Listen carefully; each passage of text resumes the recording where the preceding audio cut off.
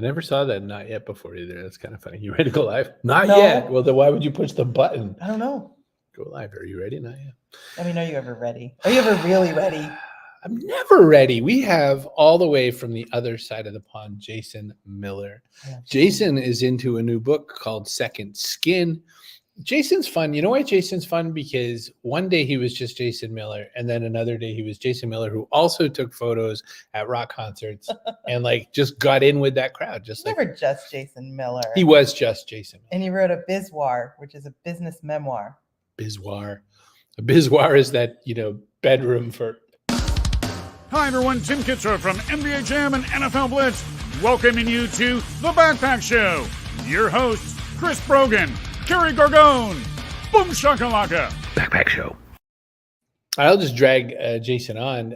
You see JJ French up there in the people we introed, Jason?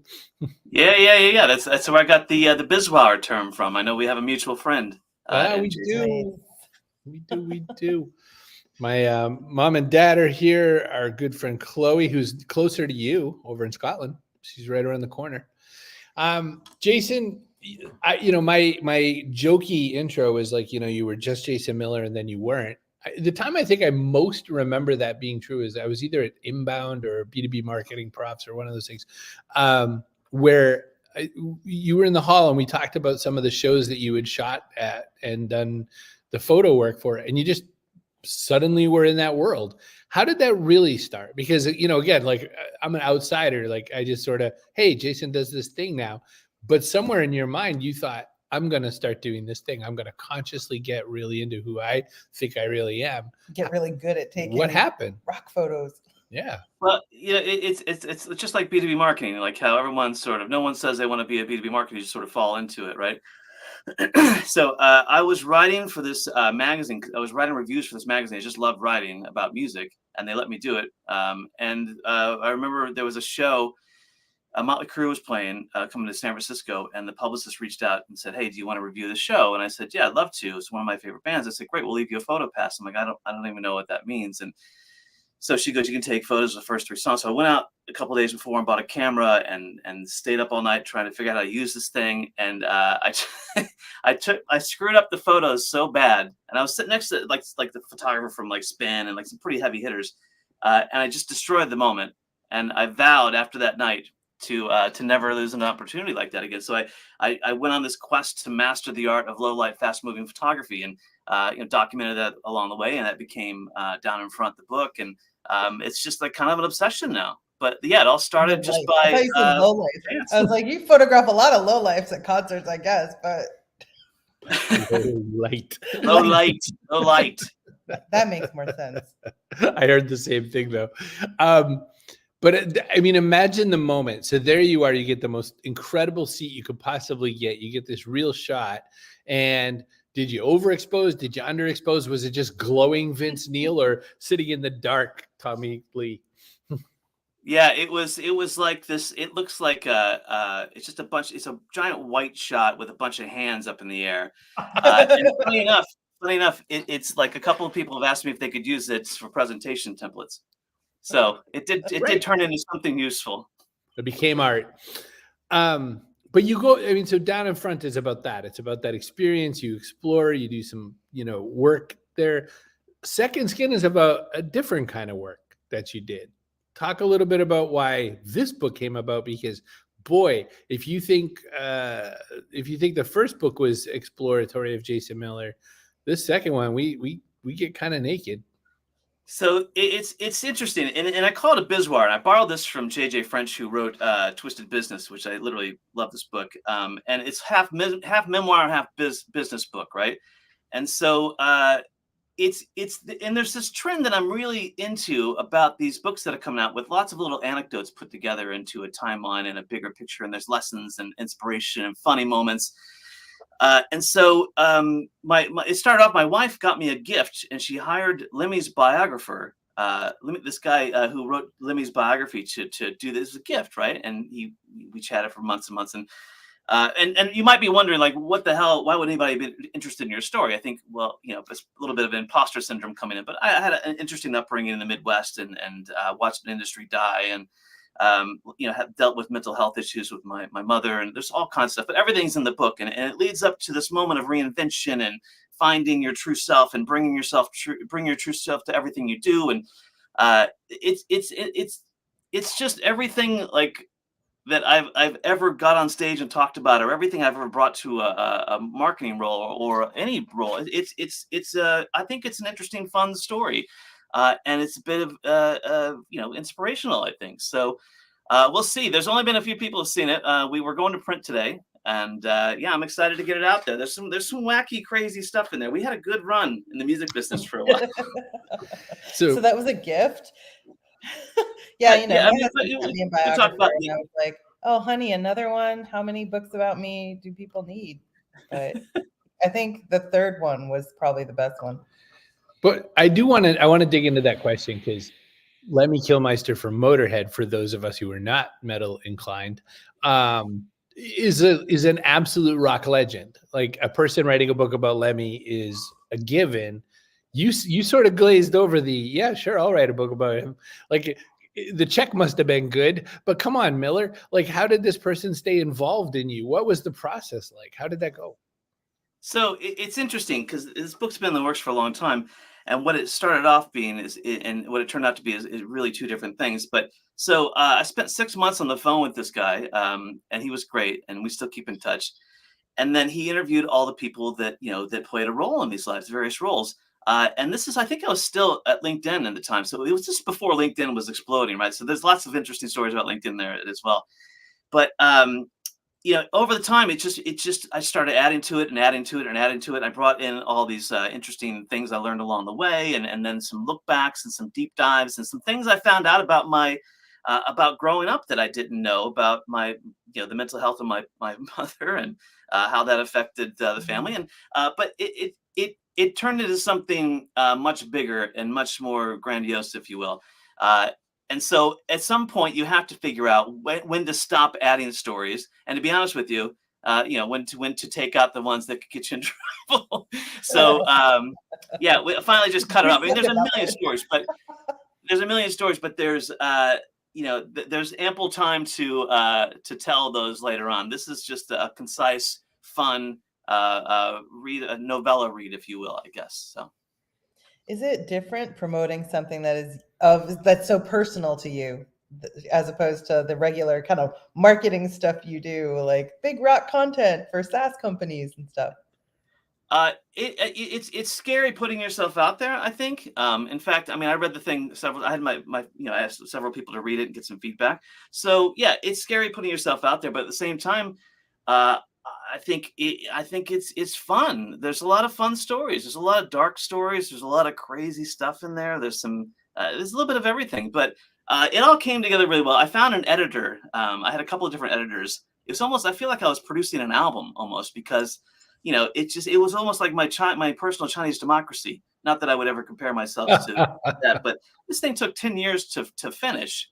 And we went through 3 or 4 editors. We went through 3 or 4 revisions, and finally we just wrapped it a few weeks ago, and we're going to print today. And it's and promo wise, I don't know. Like, I mean, I'm just gonna put it out there and see what happens. Don't buy it, whatever. I ordered my coffee already, so thank you. I'm almost scared, like that it will sell more than I anticipate, sell more than 5 of the pre-orders I got. No, I'm kidding, but it did better than that. But I'm almost a little bit afraid that it'll sell more. Because I have a lot of friends who have published their books who have a garage full of, they thought it would sell more. I think it would be a great thing if it sold more, don't you? I think it actually has a shot, Jason, because it's about you, and it's so personal, and the journey that you've had is, I mean, all of our like career journeys are a mess. Like you said, none of us is like, I'm going to be a B2B marketer. It's here, there, and everywhere. But you've infused yours with so much of your life journey as well as your career journey. I don't see that there's any way it's not going to be a great read. Well, and I got asked when I was, before COVID, when I was doing quite a bit of speaking gigs, I got asked a lot about how you transitioned from an industry that was completely crumbling and dying into a new one in a completely different role. Like I was not qualified for the roles that I got when I had to go back and completely reinvent myself. And there was loads of folks along the way. Chris Brogan, obviously someone who inspired me when I first figured out how to do social and content and digital and blogging. Yeah, I mean, and those are all in there, right? So the main part of the story, if anybody's going to take anything away, is it's never too late to start something new. You can always reinvent yourself into anything you want to be, and this is a great example of that. And I always go back to the great Liam Gallagher, and I say, you can have it all, but how much do you want it? It's shit. Sorry, this stuff is not easy. But if it was easy, everybody would be doing it. Right. Our mutual friend JJ French, I asked him the question. By the way, I don't know if I ever told you like how we met. We were at a conference together, and I leaned in and I started mumbling the lyrics to Under the Blade in his ear because I thought, that's one of the first albums or the first album. I always forget. And like no one knows that stuff. They all can sing We're Not Gonna Take It or I Want to Rock, which that's essentially all of the lyrics to both of those songs. Yeah, how creepy you sound right now. Shut up. So I started mumbling that to him. He turns to me and he goes, dude, I have been playing that song for I don't know how many years at this point. I don't know any of the words to any of our songs. Don't talk to me about that. And I just started laughing. And I said, yeah, but aren't you sick to death of playing I Want to Rock? Like, wouldn't you just bash your head against the wall? And he goes, nobody, and I mean nobody. This is long before that commercial from Workday.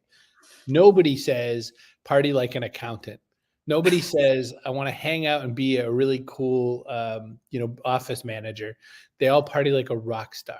He says everyone wants this life, but you are especially like a place like LinkedIn. LinkedIn, I think of sort of like blue and white and buttoned up. How did you bring the color? How did you bring the thunder? How did you throw devil horns in meetings in places like this? There's a great story about, really cool. I'll answer that, but there's a great story. JJ French used to come over by Rebecca, a mutual friend of ours as well. Anyway, JJ used to come to London quite a bit because his record label is here and his daughter goes to school or lives up in Scotland. And so I remember he came by the LinkedIn office and I figured out a way to get him on the LinkedIn podcast, the first LinkedIn podcast, right? The original. And I remember he came into the office and they had a little check-in booth and JJ, and they take your picture and you got to check in this thing. And JJ looks at it, looks down at the woman and goes, just go get Jason. I thought, and he's this towering rock star with this, F it and 40 big, they just finished their final gig. Anyway, but it's funny, and there's a lot of this in the book too, and I love LinkedIn. I mean, I have a bit of a love-hate relationship with LinkedIn at times, just because I feel like it's this monster now. It's just growing so quickly, and I feel compelled to, and I don't like that I have to post, right?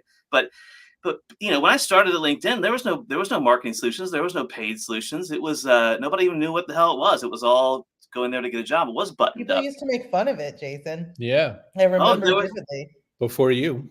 Yeah. There was a running joke around Halloween where they'd say, "Want to see a real graveyard this Halloween? Go look at your LinkedIn feed." Like, because I mean, people would present at events. I remember one guy saying, "It's like my grandparents. Like, I know I should go visit, but I don't."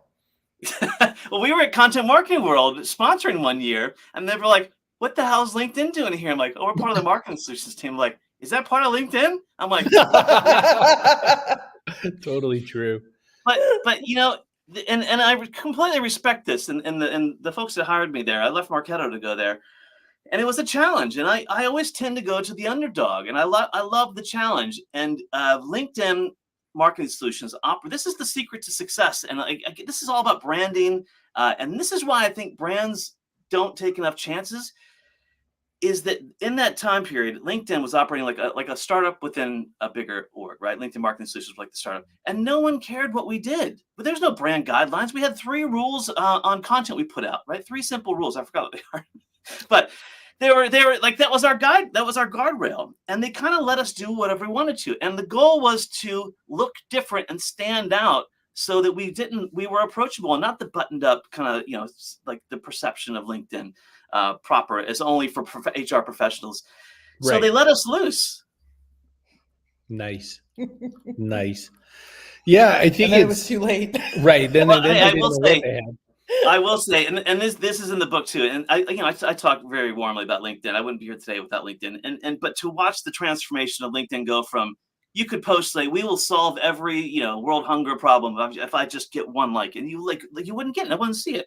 Like, now, 10 years later, 12 years later, LinkedIn is blown up. But to get there, we had to stand out. We had to do things unexpected. We had to, do the classic surprise and delight. But we had to do it up to 11. And we did things that didn't necessarily look like they came from LinkedIn. And that's what started to get traction. Now, we got, and this is in the book too, like there are moments when I was literally being chased around by brand police. I don't know if I can name Tom about this, but there at the time, there were folks who had brand police jackets at LinkedIn. And I remember they were running around. Someone told me they were running around the office with the Sophisticated Marketers Guide, one of our original assets. Can we get some? And they were saying, "Who created this?" And it was fun. It was a really fun time to be a marketer. And the biggest lesson is, and now everything looks the same, and all these brands, everything looks the same. The biggest lesson was, don't let your content, your brand guidelines hold your content hostage, if you will, from looking different. We let the logo carry the brand, and then once we broke through and made traction, we brought it all together. And look at it. The funny thing is now, Jason, they're going to find out all the stuff you did because it's in the book. Oh yeah. Yeah, they're going to be reading it, going, "Son of a bitch! I knew that was him." Oh yeah, we had a lot of fun, and there's, most of my team's still there, and they're still killing it. So I'm super proud to be part of that. It's great. That's really great. Rock star type questions, metal questions, that sort of thing. Bands, your favorite bands, and this is probably some of it's in Down in Front. I know it is. Some of your favorite ones to have filmed, and who are some of the ones that are still, that you're chasing that particular your experience? White Whale. Well, I never got to photograph Lemmy and Motorhead. It's something, the show got canceled or something. But I shot Kiss, 4 or 5 times, and Kiss is one of my favorite bands in the world. They love photographers. And it's so funny because you're right there in front of these. And I grew up with Kiss, and I thought when I watched Kiss Meets the Fan in the Park, arguably I love the film, but it's great. It's got torn apart by the critics. I thought they were superheroes. I thought they really had superpowers. So to have these guys a meter away from me, and they'll do the classic machine gun guitar. They'll look at you. And they're like, "Did you get the shot?" I'm like, "Got it, Paul. Can you send Gene over?" that never happens, But yeah, I think the Cult is my all-time favorite band. Just saw them on Wednesday, and shot them again. They're a bit challenging, but I still love them. Cheap Trick's another favorite. But sometimes I'm in these shows, and like I was photographing Roxy Music, right? Brian Ferry, and I'm standing there in the O2 Arena, looking around, going, "How the F did I get here? What am I doing? Like, this is nuts, right?" So yeah, and there's a bunch of crazy stories about the Sex Pistols and the Damned and all these weird. Like I'll tell you one more quick little story that is in the book that's kind of funny. Is there was this jam-packed, I think it was Band of Horses was playing here in London at this venue called Troxy, and I've never been to Troxy. And the general rule is we get the first 3 songs from the photo pit, if we're lucky to have a photo pit. And I remember it was jam-packed. And I had 2 cameras, and I'm holding in my hand, and I'm climbing out, and there's that big rail thing with hooks on the end of it, and there's just people everywhere. And I got 2 cameras in my hand, and I'm going up and over, and my fly gets caught on that hook, and I'm hanging there in midair, going back, and I got two cameras in my hand. I can't get myself off. So this lovely bouncer, security guy, comes and gives me a bear hug and lifts me up and over. And very, very gently, mind you, and puts me down, and I scramble back to my thing. But thank God that could have been a meme, of this camera guy hanging by his fly. But this shit happened all the time. These kind of goofy things. That's nutty. That's nutty. So is there another turn in the road for Jason Miller? Is there are you going to say, "I've also wanted to be an astronaut"? Seeing as I've gotten this, Puppeteer. rock photography thing out of the way, I think I'll just go and be a puppeteer in space. I love working in tech. I love working in startups. But I think I'm obsessed with photography. I think it's just my passion. And obviously I got 2 little ones at home too that are super important to me. But I have this vision, Chris. I think, Carrie, you probably, what's that, Carrie? The best documented children. The nicest photos. I need more pictures of the kids. But I have this vision, Carrie. I think you'll appreciate this one. I have this idea of a heavy metal coffee shop, and I know these probably exist somewhere, but like a death metal coffee shop where it's like where they play the music so loud that it's like a talk trigger, right? And it's obnoxious, and no one talks to anybody. It's just loud, aggressive music in a really kind of fancy part of London is where I like to do it. Make sure you But got the tablets coffee, for people to order, Jason. There's oh, no no, way it's you're all gonna on, hear. it's all on tablets. And the I like and the idea is that the coffee will be so good that the music will be so obnoxious that the combination will people really don't know what to think about it, but they'll talk about it. There is And the name, there is a prototype of that exact experience, except with sort of skateboard thrash, about 55 footsteps that way. This guy had a skateboard shop. No one came. So he said, F it, I'll just make a coffee shop. So he did. He has two, what are those little guys called? French bulldogs. He has two French bulldogs. And you come in and like the music's so loud. It's like, and those dogs are like, you must touch me before you order a coffee. You're not coming in the shop. And so you have to like fondle the dogs. And then you can sit and enjoy the beverage. Oh, and no cash, only Venmo, I think it is. Venmo. Venmo. Dude, I don't know. This is funny. Well, what's yours What? going to be called, Jason? What's yours? What's the name of yours? you ready for this? Sacred Grounds with a Z. Oh, Ah, nice. nice. You can have an upside down espresso machine as the logo. Yes, 100%. Now I am. Thank you for that. I'm taking notes. So Back in I just came here for some ideas. in this iteration of Jason Miller, I was thinking, most of the things that I hear people talking about you or quoting you, it's B2B marketing stuff. And now that I've heard you talk about the brand police, like what hypothetically would you do if you were in a company that was still very like white paper download, kind of old school thing, and with some desire to be breakout, but like without the, I don't know, with a little bit of risk aversion? Totally hypothetically, what would you do? Well, what advice would I give them? Yeah. Well, it's all about breaking through. It's about standing out. And I think, I've seen it from big companies. This is all in the book too. I've seen it from big companies to startups and everything in between. Everybody says they want to tell better stories and be better storytellers, and take more risks and be more bold. And they get the chance to do it, and they back down because they're afraid they're going to piss someone off. And I think you're never going to make everyone happy. I don't know if. No, you're here. You're good. I'm just. Oh, am I? Sorry. Changing views. I don't know if. It was my mistake. It was the one thing I forgot to tell you is we sometimes change up the looks. Sometimes. Oh, anyway, but I'll say, like, I think we've thrown that, and Chris, you probably agree with this. We've thrown around the word storyteller so loosely and so easily, and then we get up to bat. We figure out this is really difficult to do. Number one, and number two, get people to even care about what you're talking about is even harder. So, I see like thought leadership still thrown around like it's a commodity, and I see storytelling entering that. And we went through the data-driven stuff. We went through big data. We went through lead gen. Now we're like branding strikes back. So it's doing something unexpected. The only thing I think that works anymore is doing something unexpected, finding an underserved audience, and finding someone they relate to partner with. That's sort of the magic. It's community, it's unexpected creativity through branding, and it's delivering something and focusing on solving a problem for them. And if you can do that in a fun, unique way, and I think that's the magic. And I think what you see, and I see this a lot on LinkedIn too. I see a lot of these viral text-based posts that they're rehashing ideas from 10 years ago and calling it fresh thinking. And it's like, that's the foundation. Get that right, build yourself some time, and then go try something truly creative and share that with me. That's what I'd like to see. I like it.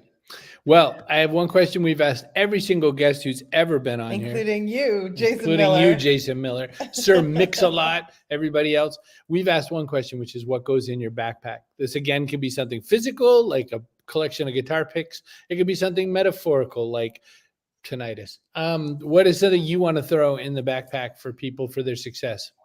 Well, clearly, I always have a camera with me, but I would say creativity. 100%. And I mean that in the definition of a new definition of creativity, where it's no longer an excuse to say, oh, I'm not artsy or a music guy or whatever. Creativity is a unique way of solving problems. I think that's the new definition I'd like to bring to the table, or I borrowed it from somebody.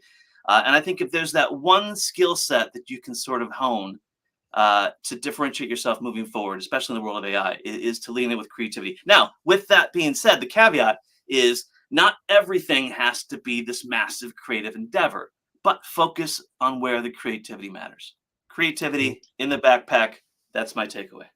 Audiobook, Jason? Are you going to do an audiobook? I'm going to do the audiobook, and I'm going to expand on the chapters and put the stuff that I had to take out. Nice. I assume it will be accompanied by music. Yeah, it'll be like a bootleg. I'm going to leak it out, right? So I'm like, I didn't say that. I don't know where that came from. Someone hacked into my files or something. I don't know. But yeah, there'll be We'll just throw a little something in the background there.